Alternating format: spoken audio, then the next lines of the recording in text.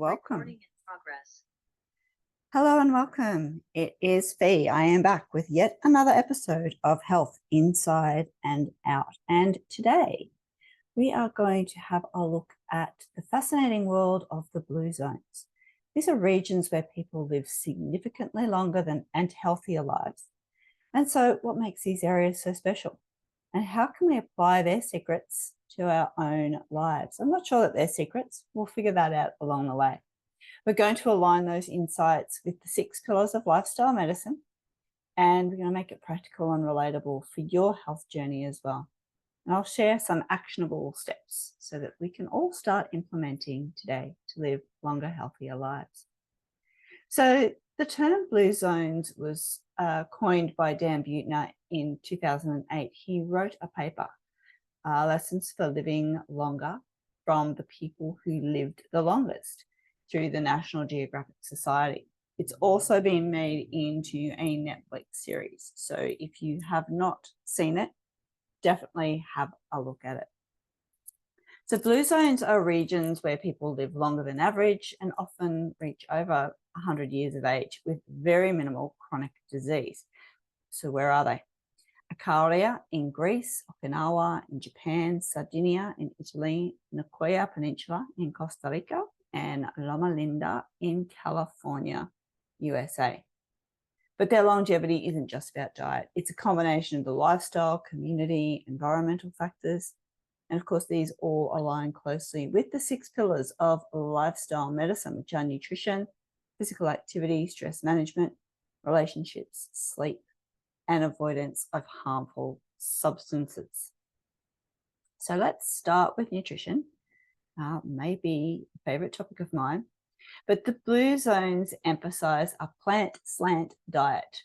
So it's rich in the whole foods, of fruits and vegetables, legumes and whole grains, healthy fats, lots of nuts and seeds, olive oil, and minimal meat. So it's not a vegan diet, it's not a vegetarian diet. However, meat is typically only consumed a few times a month.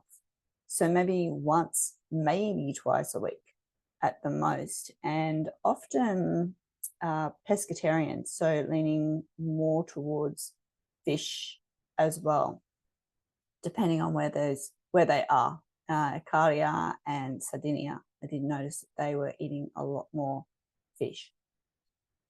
So how do we incorporate these aspects into our own lifestyles? Well, you've heard me talk a lot about plant-based meals and looking at trying to get around 30 different varieties of plants in your diet over the week, with lots of variety, lots of different colors. In Australia and New Zealand, we do have the 2 fruits and 5 veggies, although it has been increased to 6 veggies for some members of the population. So making sure that we are getting that variety and not just same all the time, not just the normal. We need to think outside the box a little bit. Incorporating plant-based meals could be vegetable stir fries, or even a lentil soup or veggie soup that will also give us a variety of plants. And using legumes, beans and chickpeas as a source of protein. So not taking meat out of your diet completely. That's not what this is about, but it is having a look at just how much you are consuming, and are there times over your meals throughout the day or throughout the week that you could swap out. I know there was a movement called Meat Free Monday, which wasn't a vegan push. It was a push around rest and digest and allowing that diversity of plants to come into your diet on a Monday, and looking at different sources of protein. We could also look at replacing our sugary snacks with some fruits and nuts or seeds, remembering that fruit that can be sweet is also wrapped in fiber, which is extremely important. So it's not just extracting the sweetness, it's actually a whole food, it's a whole fruit. And then if we limit processed foods and, as I mentioned, reducing that meat consumptions to a few times a week, then we are definitely on our way to the plant slant diet that they're following in the blue zone. Let's move on. to the activity, so physical activity in daily life. And their exercise is not confined to the gym. Instead, it's very much integrated into their daily life through walking or biking as transportation. They're gardening. They're in the gardens and they're doing manual labor. And some of them have traditional practice, such as the Okinawan martial arts. Hill climbing is part of the deal because some of them live in hilly areas. So they are staying active, keeping their muscles moving. So it's not really about just doing the gym work or pounding the pavement. It really is about keeping active as we age gracefully. So what can we be doing? Okay, let's talk about walking or taking the pushy for short trips instead of jumping in the car. I know these days we also have e-bikes and e-scooters, which are very popular. However, we're still taking away the use of our muscles. And the whole concept that exercise is hard and we'd rather do anything to avoid it is definitely something that's not doing us any favors. What about incorporating some gardening or DIY projects into your routine where you're actually moving? Maybe instead of using the leaf blower, get the rake out and rake up the leaves and pop them in the compost or into the garden. And thinking about regular movement breaks, if you're at a desk or in a sedentary position, just getting out, stretching, taking a walk every hour. There's some great apps. There's some great on-screen apps that will just remind you every hour during your working day to move. And whether that is just getting up, going for a wander, or even if that's just out of the question, just sitting and taking 3 really, really deep breaths and grounding yourself a little bit more. How about incorporating some hobbies that promote some movement? Get your dancing on. Go and pump up the tunes on the weekend when you've got the housework to be done, and dance around with your vacuum cleaner, and thinking about how we can just promote movement in our hobbies. So recreational sports, maybe join a local group or just get your friends together and go for a hike, bushwalk, or a beach walk. Okay, the next important part of the blue zones is around stress management and having purpose. Chronic stress is actually very rare in the blue zones, and that is basically linked to their cultural practices because they do promote relaxation and purpose. Now, remember, we're talking about elderly folk. However, this has been their lifestyle, and it really is bringing this all into what we can take away from it, bringing it into our daily life. So the Icarians, they actually have midday naps now. It's very typical in the Mediterranean, probably not so much where we live. However, we do have weekends. Hopefully you do get a weekend or a couple of days off a week. And just taking those power naps. Sleep is so important, but just resting and, whether or not you're falling asleep is another thing, but just taking some time. So obviously, if you're doing 9 to 5 or you're working in a busy job, we can't just crawl onto the desk and have a sleep. However, just taking that lunch break, go out, sit in nature, go and take your shoes off and put your feet on the grass if that's available to you. The Ikigai is in Okinawa. It is their reason for living. So having purpose, which is very fascinating, making sure that they are staying connected, and that is all part of their purpose. And the Nicoyans, they have what they call plan de vida, a life plan. So sticking to, they're not getting distracted from all the shiny things. They're sticking to a plan to make sure that they are ticking off the boxes for their health. So how do we action all of that? Definitely identifying your why or your purpose, and maybe writing it down, journaling it, checking in, daily? Are we on task? What we're doing keeping us aligned with our goal and our purpose? Definitely an important part of stress management is having that purpose and checking in, sitting in gratitude. Setting aside 10 or 15 minutes for mindfulness, whether it's meditation or journaling or just deep breathing. And I'm a huge advocate of doing this pre-bed, shutting down all screens, phones left in the kitchen, leave them on the kitchen bench and go into your room where you can start to wind down, dimming the lights and start doing some deep breathing and, just concentrating on what was great for the day and what does tomorrow bring and how can you set yourself up for your best day in the hours ahead. Adopting that gratitude habit is really, really important. And listing just 3 things that you're grateful for each evening as you're drifting off to sleep can really bring your sense of gratitude right into that heart space so that, yes, we're rushing around. Yes, there's a lot on, but we also have a lot to be grateful for. And, really getting into that wind down, whether it's reading, turning off the TV or the screens and reading, having some deep breathing, doing some journaling, doing your gratitude practice, maybe even a gentle stretch is a great way to really, really wind down. Now, another important part of the Blue Zone lifestyle, but also of the pillars of lifestyle medicine, is around social connections. We are social beings, and having strong social bonds is very much a cornerstone of those blue zones in those communities. So in Okinawa, they have friends that commit to supporting each other for life. This is external to their partners, their life partners. This is a group of friends who they have Maui groups. Sorry, I'm not quite sure how they pronounce that. But they are committed to friends committing to supporting each other. Family first values in Nicoya and Sardinia, really looking out for their families and making sure that they stay connected.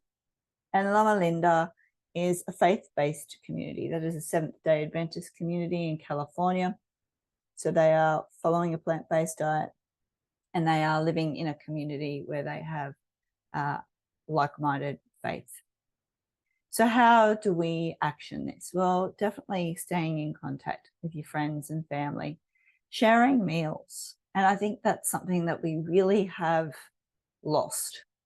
If you go out to a restaurant, it is quite common to see a family of 3 or 4 sitting down out for dinner, and at least half of them are on their phones or their devices, or the kids have got iPads, where they're not actually catching up. They're not actually connecting. They're eating together at the same table, but they're disconnected. And even when we are at home, it's not always that we can always be together at the table, but maybe bringing some of those regular routines back into your life. If it's 1 or 2 nights a week where the family is eating around the table, where there's maybe some music, but no TV. And, phones, devices are put away and you actually get to talk to your families. This is a great time to do your gratitude practice, going around the table and talking about what you're grateful for the day, sharing your day's experience. And here's the other thing that happens when you sit down at the dinner table and have a conversation. You slow down your eating. You're actually chewing and mindfully because you're listening to someone, and then you're taking a breath, and then you're speaking, and it slows down that rush of meal times, which we've all become quite addicted to. Joining local groups, clubs, community classes where you can find some like-minded people, whether that's dancing, or for me, it's been paddling and sailing, finding my community in my new location. Maybe it's photography. Whatever it is for you, finding some like-minded folk and really commit to staying in contact with a loved one daily and maintaining strong connections. I was listening to Simon Sinek, who is one of my all-time favorite authors and I guess a thought leader in some ways, but he was talking about a friend who had been going through a really bad time. He was completely unaware until she had told him. And he said to her, well, why didn't you reach out? And she said, I did. And so he went back through his messages, scrolled back through the messages to see where, and the message was very basic, like, hey, how you doing? Got time to catch up. Very generic. And he said to her, I would never have recognized that as a call for help, because it's very similar to most of your messages and how we communicate with each other. She told him that she had read an article that was about 8 minutes of connection, real connection with a family member or a friend, just can really change your mental health outlook. And so they changed their communication with each other so that they had a code word and changed the message so that if either of them needed each other, the message became, hey, do you have 8 minutes? And then that would be them reaching out to say, I'm not in a good place, and the friend being able to identify that this is something that they can't ignore. So really interesting. Think about hosting a gathering yourself. Do a potluck dinner, or just get everyone to bring their BYO food and meet for a picnic, play some cricket in the park, throw the frisbee, combining eating well with connection and activity. It's definitely doable. How are you going to incorporate that into your life? I'm going to come back to sleep, because blue zone residents prioritize that sleep and rest. And what they do is follow their natural circadian rhythms. And, that is something, again, we've lost track of. We are keeping screens on until we pass out. I remember being a kid and reading the book under the sheets with a torch. I don't know if anyone else has done that, but that was my, and I remember mum and dad coming and saying, turn that light off, really wanting me to wind down before getting stuck in, I don't know what it was, the famous 5 or something. And, getting into that rhythm and allowing my body to shut down. And we talked about the siesta culture in Acadia, the short naps, the Mediterranean. I don't know if you've spent any time in Europe, you'll know that a lot of stores kind of just shut down late afternoon while they're all on siesta. I love it. I think it's brilliant. And I think, even for me growing up, I remember shops were shut at midday on Saturday and they did not open on Sunday. We've really kind of got out of having that priority of rest and restoration. So how are you going to incorporate this? Consistent bedtime routines is really, really important. Get into a habit, okay, and reducing that screen time. And you're aiming for 7 to 8 hours of sleep nightly. So I don't think a lot of people are getting that. So how can we think about getting to bed a bit earlier and really giving ourselves what we need, making sure that the room is at the right temperature and there's not a lot of light coming in as well. Thinking about avoiding heavy meals at nighttime, caffeine and alcohol close to bedtime are all not conducive to helping us have a good sleep. One of my favorite things to have before bedtime is tart cherry juice. Oh my gosh, it's how I bookend my day. My day starts with a shot glass of apple cider vinegar and it ends with a shot glass of tart cherry juice. And it really has helped me. And I know it's certainly helped many of my clients. And as I said, just, making sure that that bedroom is cool enough for optimal rest, not too hot, not too cold, just right. And, making sure that you've got the right temperature of your blankets, not overloading yourself so you're not waking up hot. If you are waking up with hot flushes, ladies, that's a whole other conversation. And I'll be doing a podcast on that. Or perhaps you'd be interested in my hormonal course that I have run in my website, aimed specifically at the peri and postmenopause woman who is experiencing hot flushes, because they are not fun. Now, the last area I really wanted to talk about here with our blue zones is the avoidance of harmful substances. So blue zones don't smoke and they don't have excessive alcohol consumption, because alcohol is consumed, but obviously moderation, and it's part of their social gatherings. And Sardinians, they're having their red wine at night with their meals or at lunch with their meals. So it's not saying avoid permanently, but it is saying let's take an eye over when it's happening in your lifestyle. Replacing sugary beverages with water, herbal teas, natural infusions like lemon water, and also looking at your alcohol intake, because one thing that I really do find when I'm talking to my clients about alcohol consumption, and we look at what a standard drink really is, which is about 120, 150 mils, it's not much. That is a standard drink. And so when we're talking about, sticking to the standard drink, I mean, these days our wine glasses look like buckets. I think they're actually called buckets.